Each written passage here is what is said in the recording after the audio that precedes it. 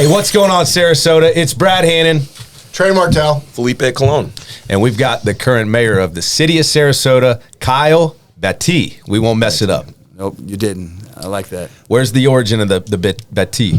It's French Creole. Okay. You know, so on my father's side of the family, of course.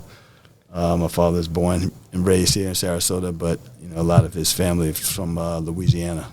Okay. So, is that where you get the dapper style too, or where does that come from? Well, from him. He's got his style. I have mine.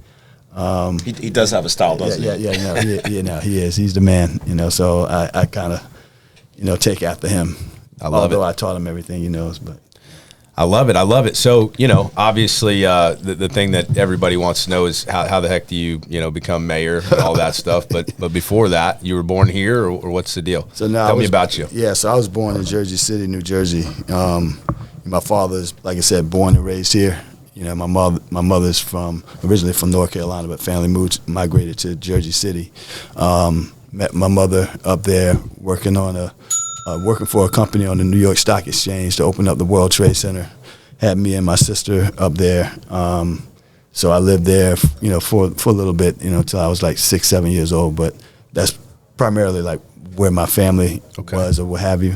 And then moved us here, to better take care of his family, particularly like a boy, because back when I was in Jersey City, there were a lot of gangs and things like that. It was a real rough place to live. Well, I know these guys know you a little bit better, so I might be asking a lot of the questions. Yeah, but that's cool. I don't know if you guys knew that story or not. But well, the audience needs to know it regardless, For right? sure. So you come down here at 6, 7 years old. Rest of the time spent in Sarasota growing up, and then take it from there. Didn't you move to New York City? You went back to New York City to become a model. Is that correct? Yeah. Go figure. So that's where the style comes from. Okay. Now, so initially I was in South Beach, Miami. So I was going back and forth between here and Miami, and then modeling, particularly down there. There's a season. Where all the European catalogs and so on would come to South Beach to shoot and so on in the fall and winter, and they would shoot for the spring. So my agency said, I was with Next at the time, and they said, you know what, Kyle, you have to move here. So I was like, oh damn, if it's fun, when I just go down there to visit, just think how good it's going to be when I move there. Right. And I moved there. And man, 2-3 weeks, I was over it. Exactly. I was burned out. I was ready to get out of there and whatnot. But I was there for 9 months to a year or so, and then season ended, and my agency said, hey, Milan, Italy, New York City, or whatever. So I had family up there, so I just went to New York City, and had an agency up there, a couple agencies up there. And then 2 weeks, and you were tired of that too. Now with New York, because that was my stomping ground. Okay. I was always up in New York City when I was growing up. So I would go to school here during the school year, and then in the summer I would be up there. I'd be driving the wrong way down a one-way street in Times Square, with a restricted Florida license and whatnot, back in the day. So rock and roll, baby. Now you're the mayor. Yeah, right. Exactly. Anything can happen. Let the record show, though. I mean, a lot of people say, "Oh, everybody's trying to turn Sarasota into Miami." The current mayor of Sarasota is not a big fan of Miami. He is not trying to turn Sarasota into Miami. Nobody's trying to turn Sarasota into Miami. But that's the criticism people say when they talk about growth. Yeah, that's extreme example. So we got the origin story out of the way. You make your way back to Sarasota. What are you doing at that point? You fiddled around on ABC for a while, right? Yeah. So I had I was in the hospitality industry. Working and opening up a few places and so on, bars and restaurants, managing bars and restaurants. And because it was if you think about it, everything that we do, it centers around hospitality. Yeah. This is hospitality if you really look at it. We talk about that a lot on the podcast. I was talking to people, Exactly, and customer service. Yep. So, Dre's point, I had eventually got a television show on ABC7 that centered around what it is we're talking about. My background was a destination men's lifestyle show that centered around food, fashion, fitness, merging music and art. Got it all covered. Called the title was Fly with Kyle Scott, with the tagline, "It's hot, hip, and happening." So yeah. So we got work. I can hear the intro music already. Yeah. Sarasota SpeaX. Wait, when Sarasota speaks, everyone listens. Yeah, there you right? go. How about That's that right. tagline? That's right. I like that. too It's bad. like E.F. Hutton, man. Correct. You get that. You're a New York guy. Yeah. Right. Do you have a tagline for your business? Absolutely not. You gotta get one, man. It's just not that kind of business. When You know the that. time comes to Same replace your with mine. roof, it better be strong. That is pretty good.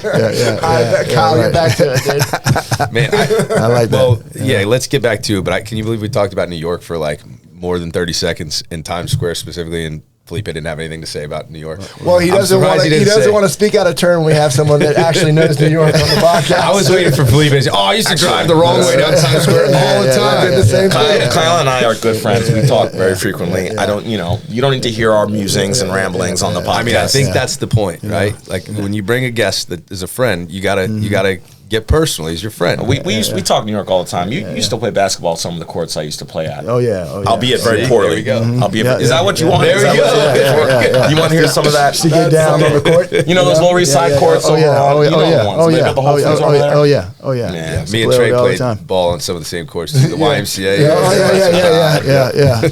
Yeah. Me and Trey played ball at the YMCA See? and in the league. That is true. Yeah. That is true. I actually back played with him. back in the day. So, anyways, Yeah. you got your show on ABC7. How long were you shooting that for? So that was about a season, and just as we were about to go into the second season, that's when I was like walking down the street and tripped and found myself in Politrix. Politics. So yeah. So I that a tripped. politics joke? That's a damn good joke. I mean, is it a joke though? That's you know the what? problem. The past couple of years where I tripped for Halloween, that's been my my costume. Is Politrix. So I I have my suit on and I have like little Tricks. Politrix with a magic wand or something There like you that. go. I bet. A little too close to home, man. Right. Yeah. So what was your first? What year are we talking? Did you know So we're Felipe, talking about- by the way, had a background in politics too? Oh yeah. You guys are close, so yeah. He spends a lot of time in politics. I didn't work on his campaign, but I would, we talk shop. Exactly. Yeah. Felipe, you're gonna make a great politician. Man. Yeah, The exactly. best. Well, you're not answering questions clearly, political Literally, it was like background. two episodes ago. Someone was like, you're make a great politician, and Felipe's, I mean, his cheeks turned red. Yeah, He was- right. He loved that. He was like, well, I did spend some time in politics. Yeah, well, I did spend some time in politics. No. Anyways, all right. But no, he has a great, political mind, political acumen.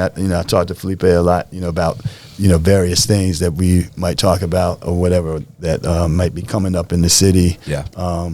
Just to get some perspective and insight from, other people. You guys have done a lot of good work. I mean, we had a great core of kind of fresh voices on the council between you, Hagan Brody, and Eric Arroyo, and they got a lot of things done that, I mean, 10 years ago, these things wouldn't even be part of the conversation. Yeah, right. Between the Bay Runner and the scooters, and I'm sure you could go on and on. Thank goodness for the scooters. Yeah. Saved my parking tickets. They saved me plenty of times. Yeah, can we get rid of the parking tickets, I know, man? right? Yeah. Let's lobby to do that. Yeah. Do you have to pay the parking tickets, or you get some kind of pass? No. Eric says he does not pay the parking tickets. Oh, he doesn't? He says he doesn't pay the parking tickets. Sorry, Eric. I mean, I pay my parking tickets sometimes. Sometimes. Since having this office downtown, I probably have paid no short of $300 or $400 worth of parking tickets. Oh wow! I'm a habitual offender now, so there's $60 every time. 4 weeks of Celsius. Yeah. Yes. Wow. But no, that we appreciate that. That goes to the Thanks for your contribution to the city. exactly. That goes to the general fund, man, and whatnot, or whatever. No, it goes in parking actually. Yeah, right. Yeah, it goes in parking.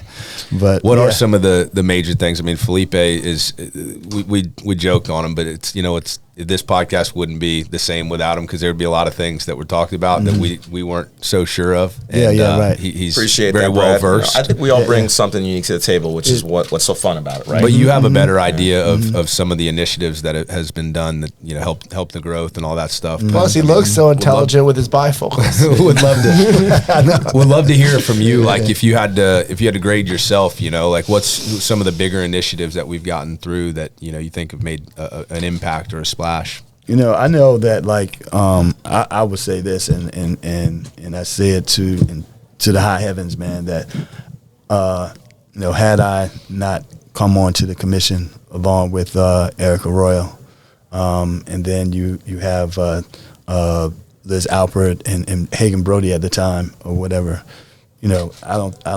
I think the city would sort of still be in the same place that it was before we came on, or what have you.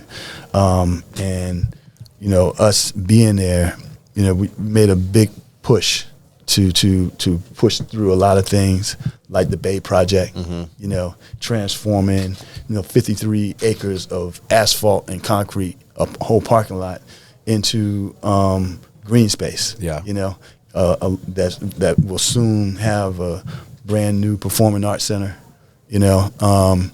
That Selby Gardens with their garage that they have going on. And we actually restaurant.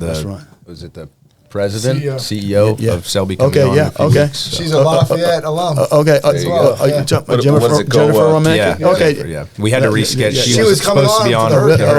Wow. Let me tell you. That's one of my favorite people. Yeah. Jennifer Romanek, I can't speak enough, about that woman. I mean, when she spoke at the Economic Club. Exactly, yeah, I was very impressed. Yeah. I mean, love that woman. Why weren't we at the Economic Club, Trey? I'm blue collar. Yeah. No, but Economic. How do I get an invite? Yeah. Come with me next time. I go sometimes. I only got it, man, just because I'm in the position. I'm no. But then you think about Bobby Jones. Municipal golf course right here in the city. It's coming along. And it's looking great. And that thing has been redesigned to a Donald Ross course. Mm-hmm. Like, I don't know nothing about golf. So like I said, at the commission, it's a big deal. I don't know the Felipe difference between. Yeah. I know famous course designer. Yeah, for sure. Great. I mean, no. Like I said, I don't know the difference. The grass is green. Yeah. The sand is sandy. It looks good to me. No, they always joke with me because at the commission when we're going through this vote and talking about the design of it with Richard Mandel, I said, hey man, listen, I don't know the difference between Donald Ross or Dinah Ross and whatnot. So they're like this. Where the hell that come from? And whatnot, But, so I'm the only fool that would say something like that. To be fair, I'm gonna push back on you a little bit. I mean, some of these new big projects, they could be something huge. I mean, but there's a lot of lifting that needs to be done, particularly on Bobby Jones and on the Bay Project. I mean, that's going to be. I mean, how many years is all this going to take? Oh yeah, well, Bobby Jones, will I mean, you see the golf course is coming along.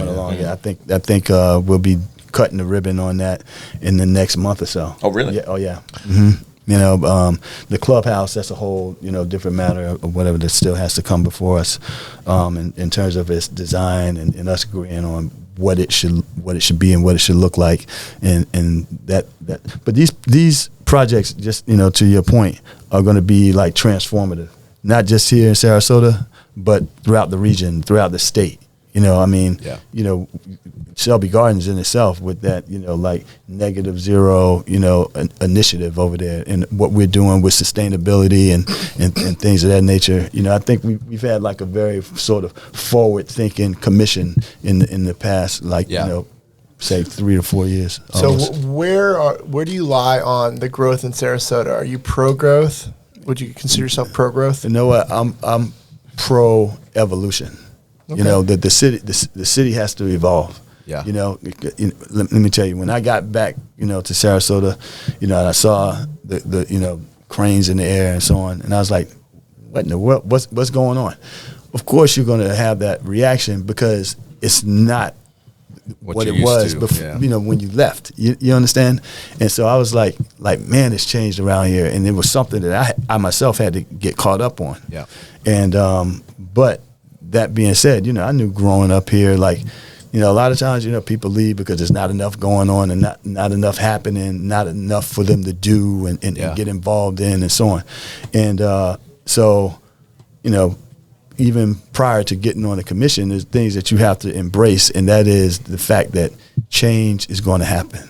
If there's one constant in life, it's change. Yeah. And that's part of the evolution of us as individuals and a city, or what have you, and it has to grow. Now, you don't want it to outgrow itself. You don't want it to overgrow. You don't, and that's the the task that, or the burden that we've been tasked with, right. and that is to sort of, help the city evolve. Sustainable growth. Exactly. And maintain, and at the same time, maintain its character, maintain its identity, and what makes Sarasota. So, I mean, I can remember when I was a kid, riding my skateboard down Coconut or whatever. You could see the water from there. Mm-hmm. You can't see that now, or whatever. But, it is what it is, and, you have to embrace that. And then when you're talking about, the city, in my estimation, in terms of like, how it's grown with all of the height on the bayfront, and it's sloping down into the city. That's always been my contention. When I feel it should be in the core of the city and slope down toward the water. We had that same discussion with Eric. And Eric said the same exact thing, and I had never actually, seen it from a bird's eye view, and didn't realize that. But when I thought about it, I'm like, wow, everything does slope back into downtown. Right. Well, that's the interesting thing about this podcast, right? Mm-hmm. We're not architects. We're not on the city commission. We don't think about these things until they're said, and they make too much sense. Yeah. So what the hell gives? Why can't we get that done? What red tape is in the way of making the height restrictions go away so you can get that slope down to the water? But see, and that's a whole other thing, because it's what you have to butt your head against, and those that want things and those that don't, and and it's like no one's at fault. We all just have like varying opinions and ideas of things, and that's the problem, is the fact that because all the height is over on the bay, that we have this issue with.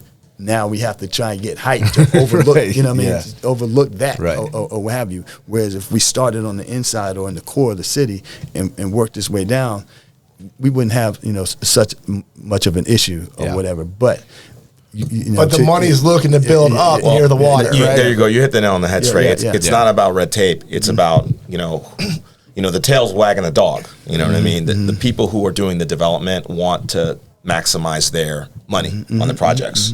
Where people paying the most, they're paying on the water. Hey, we're having way too much fun here getting to know the current mayor, Kyle Battie. If you're having a blast, hang in there, because we're going to get to know him a little bit more with rapid fire questions. I'm Kyle Battie, the mayor of Sarasota, and guess what? This is rapid fire.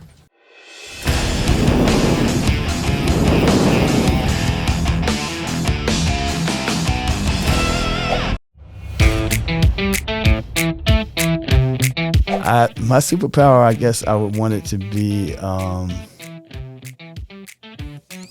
that's a damn good one. What my superpower be? I wish I could fly. I can fly! Maxwell's Urban Haines Suite. Or not? Yeah.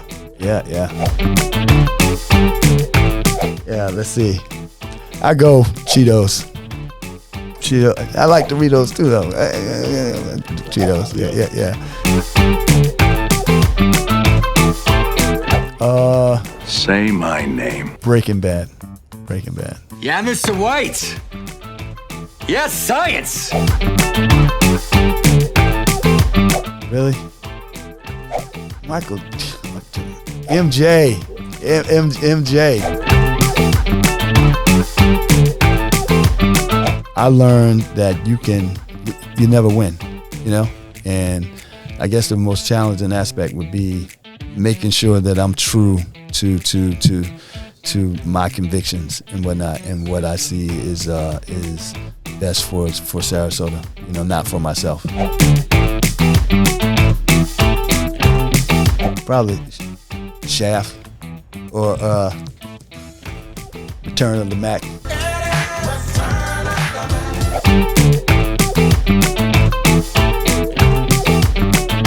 Ain't no damn way I'd be in that shuttle, bro. Like going out. Hell no. Hell no. To the no. Nah. Houston, we have a problem. Nah, I had to be in mission control, bro. No, I'm not hopping in no shuttle, bro. No black man out there in space like that. You know what I mean? It's the best burger spot. You know what? This place in Sarasota, the city of Sarasota, or just all of Sarasota. I would say this place, Ford's, out here at UTC. I like that place. St. Armas, yes, is in the county. You have chosen wisely.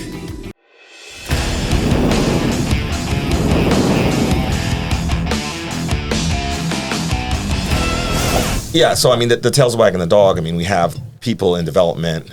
Their interests are to build and maximize their dollars, right? And they're doing it on the water. But that's where government has to come in to be a check. Exactly. I mean, think about where we are right now.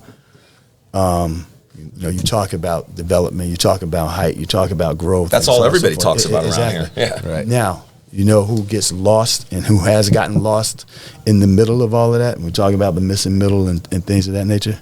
Those that can't afford to live in that height and development and so on, because all of the height and all the development in this city is mostly been for condominiums. There's been nothing for like affordable housing. Most of the affordable housing that we gotten in this city comes from the housing authority. Right. There's no developer's going to roll in here and say, "Oh, you know what? Hey, I want to build affordable housing." Affordable housing, yeah. No, I'm glad you're giving them credit, because a lot of people don't realize the housing authority is not part of the city. The housing authority is a federal separate entity that works in the best interest here. They've developed $1 billion of housing here. Exactly. In the last 10 years. And trust me, if it wasn't for the housing authority, we wouldn't have any affordable housing. Yeah, because we're not doing it. So now, we're tasked with this thing of trying to legislate affordable housing, and by giving incentives to developers, and hopefully that they take a bite of that apple, to give them density to show me the money. Yeah, because at the end of the day, we know, man, most things all come down to that very thing, money, and whatnot, but then there are those, that are caught in the middle that don't have money. They don't have access to things and so on. And it's our responsibility as legislators and as policymakers to see that we take care of those needs, because at the end of the day, this all comes down to quality of life, and what can we do to make sure that everyone in the city has a decent quality of life, those that have and even those that have not, and myself, my district, which is District 1, which encompasses Newtown, Bayou Oaks, Gillespie Park, Park East, Jordan's Crossing, and there are areas like little pockets in the city that you don't hear anything from, and these people have nothing, they have nothing. You go to the 1500 block of Orange Avenue, and it's just like a little like mobile home area with nothing but hardworking,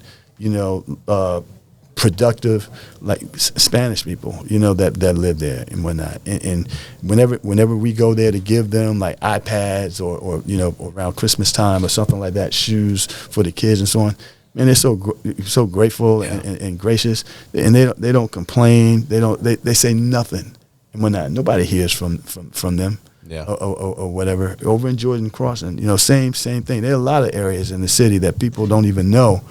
We're just a bunch of hardworking people, man, just trying to make it and just trying to get by. And you know what? And they say nothing. They say nothing. Meanwhile, we're on a podcast griping over which way the high buildings slant. So yeah, man. So that does put it in perspective. It all matters, though. But I'm gonna give you the more cynical side of what Kyle just said. And every community like us has this problem. We need people to do all the work here because we have such a high retired population. They cannot live an hour away because they can't have a place to live that's within their means, right? So that's what we need to tackle. We need those people. They're like you said, they're productive workers. Yeah, no. Right? Do you like to go out to dinner? I do. Yeah. Do you like to? You know what I mean? Do you like the roof over your head? Do you like your golf course looking good? Do you like the roof over your head? You need insurance? These are the people who are getting that stuff done. And if we don't treat them properly, they're going to go somewhere else. Remember during the last crash, a lot of the construction workers went to North Carolina. There was still work up there. And houses weren't expensive. Right. Yeah, there's like 30 hard workers out there, and we're looking for another 20. So Right. So we'll shift gears just a little bit, and I want to get your take on reopening Midnight Pass, because it's been like a a reoccurring theme on the show. Yeah, so okay. just speak freely about your feelings on it and which direction you think it will head. Are you going to punt that because it's not a city It's issue? not a city issue. I was going to say But the risk reward on this question right, is not worth it. Right. To be honest, I'm not like all that up to speed, and well versed on Midnight Pass, and just to be honest with you. But speaking to people that I know that are, and they say that it should be open or reopen, and I have to rely on those that know, especially more so than myself. Right. I need to do Mayor my own Kyle, research. pro open pass. Yeah. You heard it here.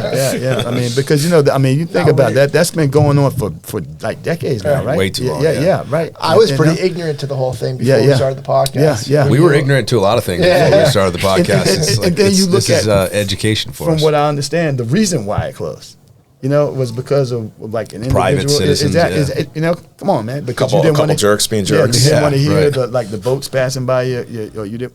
Come on, man. Yeah, I guess sand kept washing, or their beaches kept washing away, or something like that. So But I don't know. But that's what the Army Corps engineers. That's what they do. They're working on it. Yeah. So, like I said, I just rely on those that know more than I do. About Well, better question here for you then, because Trey didn't realize that that's outside the city. I knew it was outside the city. I wanted to get the man's opinion. Yeah. But I'm glad we could get you on board. Yeah. We appreciate your support. That's right. Yeah. I approve Let's this say message. let's say you were campaigning right now. Knowing what you know, what would be kind of the hot button issues that you're running on? Would it be like equal living opportunity or equal? What was Affordable housing. Affordable housing. Yeah. I mean, that would, be the primary focus, to be honest with you. Yeah. Because that's an issue that pretty much plagues everybody. I mean, I'm talking to, one of the commissioners down in Northport. He was telling me about like, oh yeah, we can't, people can't afford to live in our city. Yeah. The people that work there, they're moving out. And I'm like, you wait a got minute. local people that live there that are leaving. So what do you think people coming in are thinking? Exactly. That haven't got to see the beauty What of it. tripped me out about that was the fact that he's sitting there saying to me that the people, can't afford to live there, and they're moving. I'm like, where are they moving? Because the people from here are living down there. You know what I mean? They're moving, and so it's like they're rotating. Yeah. I'm like, how does that work? So Right? what's your proposed solution? High rise affordable housing? Like I said, we did what we could with the commission to incentivize developers, give us like say 15%, affordable housing, and we'll give you like was it double, quadruple the density bonus, density bonus, or what have you? Yeah, a little piece for my niece. Yeah, right. The Is that- historically in Sarasota, when we've done those types of proposals, the housing market is it ebbs and flows, right? So they'll say, oh, well, this has gotten more expensive and we can't do it anymore, and the building's already halfway built. And right. Everybody's holding their you-know-whats. there you go. So we don't always hold them to task. I'm not going to name names. Yeah. Well, dude, Which to we play should. devil's Why not, advocate, right, it all sounds good. But as soon as you introduce money from the government, a lot of greed takes places amongst people, like the contractors. They go in there, chase the money, and might cut corners, and hands are getting greased and all that good stuff. So it sounds good a lot of times on paper, Let me see but those hands, man. dry. These are dry roofer, hard working, service hands. Calloused hands. No, but You used one phrase that I think a lot of people don't know that they should know: the missing middle. You want to elaborate a bit more on that in terms of housing types? Exactly. We don't have diversity of housing types here. I mean, that's a huge problem. Exactly, especially over like in Park East. With Tony Smith over there is doing a great job of advocating for that type of housing to take care of the missing middle. Because like I said, there's a segment of our population, of the society, that, like I said, don't have a voice, or they have a voice, but they don't voice it. They just choose to just go about their business and so on. And or maybe they don't even know how to voice it too, because a lot of people in that demographic may not know how to get their city involved in their problems. But like thanks to organizations like the Housing Authority, Mark Bancroft and what it is he does as well, Paxton, forget his last name, but trying to give us some supply of affordable housing in terms of like actual housing instead of like apartments, right. Single family homes or what have you, say a place like Newtown, right? That's that again in my district. It's 70% more or less invested in by people that don't live there. Real estate has changed. Like even the housing market has changed.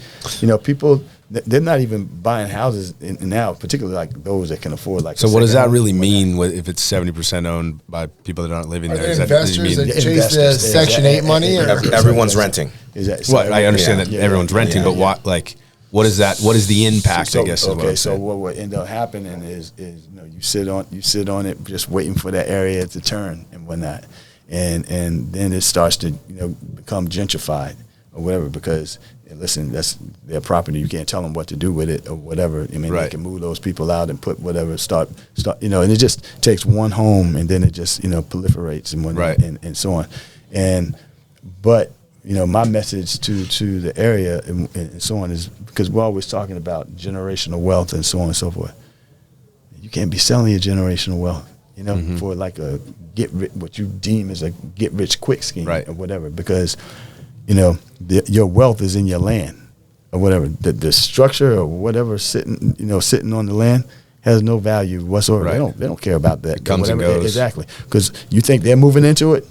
Heck no, they're not moving in there. No, they get a family in there until they're ready to do what it is they want to do with it. But meanwhile, you've sold. I know someone that sold property up in Newtown, 3 lots.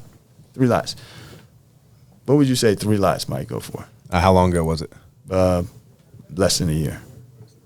300,000. Yep. 300,000. 70,000. Wow. For 3 lots. What are you going to do with $70,000? In real estate, there's something called replacement value. What are you going to replace it with? Man, that's damn near not even a year's rent. Yeah, you're going to pay rent for whatever. When you start factoring in all the other things and so on that you have to do to live and whatnot, you might live a year on that. Yeah, or what have you. If you're lucky. Yeah, and so to get people to understand that listen, I don't give a damn what you have to do. If you got to get a second, a third job or whatever. Hold on to your property. Yeah. But now my thing in terms of when we start talking about gentrification, I have a different view of gentrification and the way a lot of people look at it. Maybe just explain gentrification for somebody like me who doesn't fully understand what that means. Yeah. You've never seen Shameless? Trey, if I didn't ask, Trey was going to ask. To be fair, Brad, that's a term that's more associated with urban areas like. And I don't consider Sarasota very urban. Right. Like bigger cities, it's a huge problem. Yeah. Okay. Or some people don't think it's a problem. Yeah. It's kind of a buzzword that way. Well, but I'm okay with saying I didn't know what gentrification is. And that's fine, man. You know what a max out of pocket is? Yeah. Because that's honest, and a lot of people don't know what that is and whatnot. And why would they? Or whatever. If it's not something that's ever like pertained to them or whatever, but. It's going into an area and improving the area or what have you, but it's a matter of like how far you take the steps of what's actually going on, because as I always say, gentrification by its very definition means to enhance, improve, make better. Which doesn't sound like a bad thing. Exactly. So the idea is people with money come in, they improve an area to the point where the people that live there forever get pushed out. But so I was just playing like I didn't understand. But so what needs to happen, in my estimation, is not only does gentrification need take place with brick and mortar, but it has to take place also with the people that live there. Right. So you have to improve and enhance and make better and enrich, their quality of life as well in terms of like financial education and financial literacy, resources. Exactly. What it takes to own a home. Because you can, buy a home, but can you sustain, owning a home, or whatever.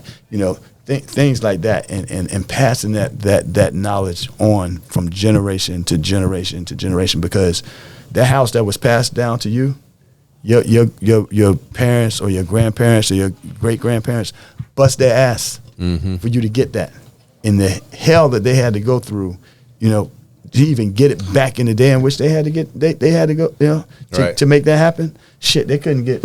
Well, my French Spanish is Swahili, but listen, but they couldn't get loans, right, or whatever.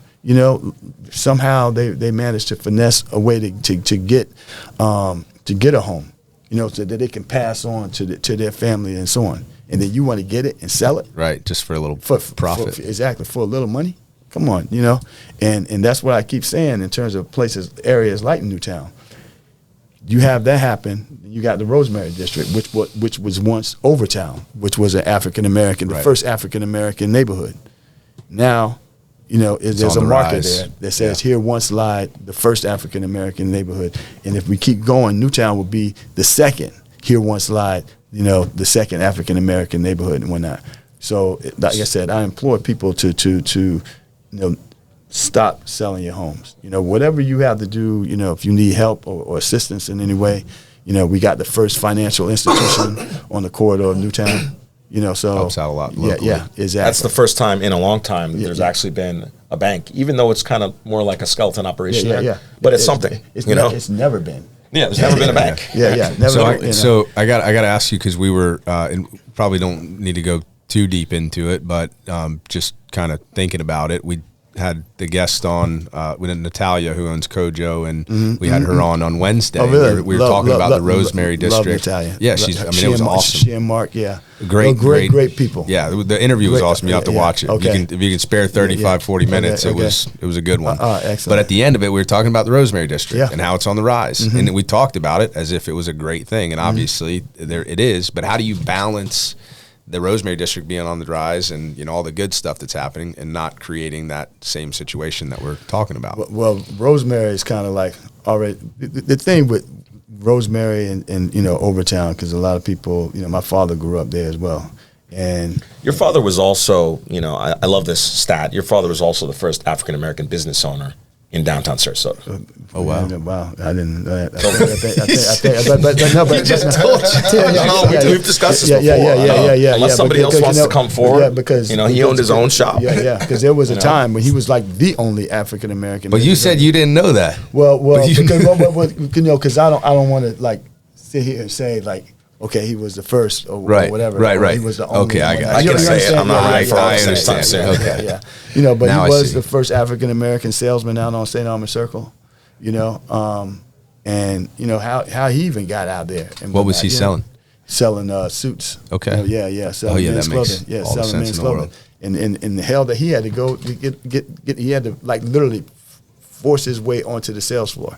And then the guys that worked there said, "I'm not working on the sales floor with no, what, and and it's like what?" And another guy wanted him to call him sir. What? Man, please. Yeah. But so my father, he stuck it out and made his way, and that's the stock that I come from. Mm-hmm. You know what I mean? Growing up in Newtown Estate, living in Jersey, New York, and whatnot, man, you gotta fight your way to get what it is you want. You know what I mean? And so on. We took a tangent, but you were getting into Overtown. Yeah. Most people don't know growing up there, the story of Overtown. Exactly. Right. So it was an African American neighborhood at one time, whereas Rosemary is now. People didn't necessarily get moved out for the most part as a whatever, as it was. My father lived in, the Rosemary condominiums, which used to be Colón Way. Yeah, it was like the projects. I mean, it was. People get stabbed, everything over there and so on, right? That's where Lofts is now. Yeah, exactly. Yeah. So, so my father used to live there when he was a kid. It was called Colston Quarters or something like that. I think it was called. My father said we call it Colston Quarters because it was equivalent to slave quarters. Oh wow! Like you had to go outside to use the restroom. You know what I mean, and so on. So moving from Overtown to the old projects where Amaryllis Park is and whatnot was a step up. Wow. Okay. You know what I mean? So they ended up moving to the old projects, and then Newtown started to form, and or what have you, and so on. Like, my aunt was the first home built in Newtown Estate, You know, so that's how Rosemary sort of came about, or whatever. You know, Harlem, same thing. You know, or whatever. This happens all over the country. You know, so the thing about gentrification is, you ever hear the phrase like one man's terrorist is another man's freedom fighter? Gentrification is great if you own the land, right? And your property value goes up, and you can still live there. But if you don't own it and you just get pushed out, basically you take one ghetto, and everybody has to leave, and you create another one. Right. Usually in, kind of an outskirts area where the commute is longer, there are fewer amenities. Bradenton. Yeah. Well, yeah. You don't see a Bradenton SpeaX podcast, do you? But that's like Newtown. When That's why there were a Bradenton lot speaks, of, no one listens. and matter of fact, you're going to move, people to like undesirable areas, like where they're brownfields. Correct. You know what I mean? Yeah. And industrial, like, plants and so on. That's how that whole thing happens. Well, before we get off the topic of Sarasota and onto the topic of Bradenton, because that was mentioned, we got to stick with Sarasota, because I think Trey's got some a Sarasota-based question for you. Yeah, we have a stapled question on the show. All right. What are your feelings on roundabouts? Mayor Eric was rather informed on them, okay. so Yeah, you got the former mayor gave the best answer thus far, so we're ready for you. No. So my first, like experience with roundabouts, I was living in Indianapolis or wherever. I never seen one. Right? Right. Like this. Damn, what the hell is this? And it was huge. It was pretty much easy to navigate, get on, and it was like at a big major intersection, like a Meridian Street or whatever. Then I get into government, or what have you, here in Sarasota. Now we're going through this whole thing with roundabouts. Initially, I was kind of like, how's that going to work, here in Sarasota? Because, again, it was part of the change, of, the evolution of the city. Right. But my take is it keeps traffic flowing, it keeps it fluid. And with Sarasota growing and evolving the way that it is and so on, dude, you want traffic to move. Yeah. And now you got people that necessarily can't work them, but I myself don't have a problem with them. Matter of fact, I think they're good. Yeah. They keep traffic moving, and then also lessen the injuries. If there is an accident, you're only going so fast around this thing. I talk to my people all the time about like the lights. God, man, what's going on with the damn lights? Why are they not synchronized? You right here at the red light, then you go there, it's green and it turns red. Synchronized. I should get every green light. Tell me when you can do that for me. Why am I having to stop at red lights? Yeah. But on that note, what kind of, you're out in the community a ton. I would argue more than probably many previous commissioners in this role, right, or mayors. Yeah. What are the common complaints you hear? Give us some ridiculous ones too. I'm sure you get some of those. Parking tickets. Yeah. Well, people, a lot of times people talking to me about their significant others, man. like I can do something about it. Mayor Kyle fixed my relationship. Yeah. You know what I'm saying? Hey, can we get this person out of the city? My spouse. A guy talking, stops me the other day, like, I'm walking down Main Street. He wants to talk to me about his ex-girlfriend. I'm like, what oh yeah, man. Well, I didn't know, but I didn't know I was harassing her. So he's about to go to jail. Oh, and whatnot, you know what I mean? I'm like this, bro. What my man? What am I supposed to do about that? You know what I mean? Leave her alone or whatever. So that kind of crazy-ness, man. Maybe a little bit longer till. What can you do for code violations? Code violations. Yeah. I mean, that's an off off podcast discussion. Because you think like in the city and the way like how Sarasota's moving. We've done a lot with changing the zoning codes and that type of thing. So to accommodate for a lot of things because they were antiquated. And they were not applicable to where we are now, and that's what it all comes down to. Right. Like, where are we now? As a city. I mean, before I can remember when Sarasota was like 30,000 people. Now we're like damn near double that. Right. So you're saying you're reforming some code laws and repealing some? Or? The granny flats, right? Yeah. That was one of them. Yeah. Granny flats. Want to explain that? So what? Changing the zoning codes and so on. Yeah. To allow. Like say, cafes, or whatever on the sidewalks and so on.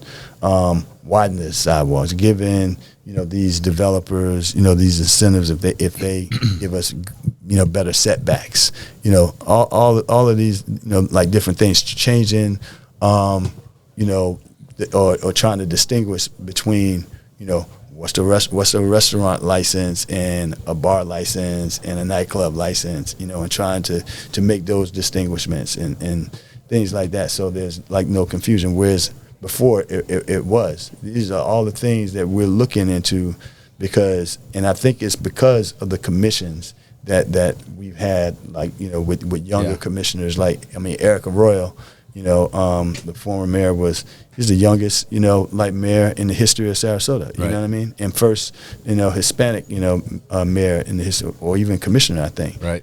Hagen Brody, was as young as he was when he came on the commission, and Hagen, he had a great vision for where he wanted the city to be and where he wanted it to go and so on. And so I think it's, that young vitality, that came onto the commission that kind of looked at things because of the things that we experienced. Right. You know what I mean? Just a little different perspective. A little young blood. Exactly, because we're out in the city. We're out and about or whatever, Yeah, we don't have That's a great nightlife. segue. The out and about. We wanted to invite you to become a contributor to Sarasota SpeaX. Okay. And, you can help formulate this whole thing for us, but we're thinking Sarasota Sips, where you go and you have a specialty cocktail. Okay. At different bars. And just a little snippet we can broadcast. Yeah. Why not? Only the specialty cocktails, only one per person. Right. Yeah, no, why not? We'll talk more off air about I said that. sign me up. I'm in. Sarasota Sips, that's catchy. Well, kind of. I'm assuming Morgan came up with that. Yeah, she did. Shout out my beautiful It's way girlfriend. better than Friday Night Bites, In kind of wrapping this up and closing, you have a very unique perspective because you are out in the community, you're talking to a ton of people, and as Felipe likes to say, in this area, there's a lot of interesting people, and if you don't know them, you don't know them, right? You get the opportunity to know more than most. So who would you recommend, if you had to pick 2 or 3 people, and we do ask to call them out kind of because we typically will send this to them or, share this out. Who would you recommend we get on the Sarasota SpeaX podcast? Oh, man, rest of the life. Get Shaquille O'Neal. No. Next time he's in town, DJing. Right, Dick Vitale by any chance? No, Eric does. No, that's his boy. When that. There you go. Why didn't he shout him out? Dickie V or whatever. Let me see. Who would I suggest? That. We already took one away from you with Jennifer at Jennifer Selby. Romanecki. Yeah. There we go. Bill Waddell or A.G. Lafley from the Bay. Talk to them about. You've mentioned A.G. Lafley before. I feel like somebody has. I have not. Someone else did. But Bill Waddell, because I think A.G. has kind of like exited that. But yeah, Bill Waddell of the Bay. Because like I said, that's a big project that's coming up in the city. Let me see. People who everybody would want to know, but they don't necessarily know, and they don't even have to be like a big deal per se, but just interesting story, good for the format. Someone we won't have to pull teeth to get comments out of. No, you should get on here one time. He may do it, he may not, and we're not. Marlon Brown. That is a great idea. Marlon Brown. Marlon's our city manager and whatnot. Okay. And to be honest with you, that's like one of the best moves that we did as a commission when we came in, was to get Marlon in the position that he's in and whatnot, because he helped get the city where we are. He has a ton of experience when we go to these things called these conferences called the Florida League of Cities, and what it is so you meet in Orlando or wherever, and it's all the elected officials, city managers from all over the state. They come together in these various committees and so on, to talk about what's happening in Florida and what we can do. Marlon's a legend. That's what happens during the day at those things. At night, it's called the hospitality suite. Yeah. Marlon knows everybody. He's that guy, huh? But just the amount of respect that he garners, and, you know, and so on. You know, other city managers from other places, city attorneys or whatever, you know, looked at that guy. I mean, like I said, he's been an extremely valuable asset, you know, for me, you know, as a commissioner, because, you know, my thing is totally different than, say, Eric's and Hagen's, because this was in their wheelhouse. Right. You know what I mean? And whatnot. This is what they wanted. Right, they're both attorneys. Exactly. They aspired. They said, you know, one day say, "Oh, you know what? I want to run for city commission." Right. I didn't do that. You're just a good-looking model. Landed on the throne. No. I was, like I said, I was walking down the street and tripped. And whatever. He's not going to say this, but you know, his campaign. I remember when you were running, he knocked on more doors than probably everybody else combined running for office. So, well, after office, maybe you could sell a few roofs for him. I got you. Exactly. Was expended in District 1. You know, I worked on roofs, man. Like way back in the day. But it didn't last long, bro. It was hot as hell out there. Good God, you gotta stay hydrated. Yeah. God damn, it was hot out there, man. It takes a real special man to be a roofer. Well, bro, I'm telling you right now, I got a newfound respect for those guys, man. It's hot as hell.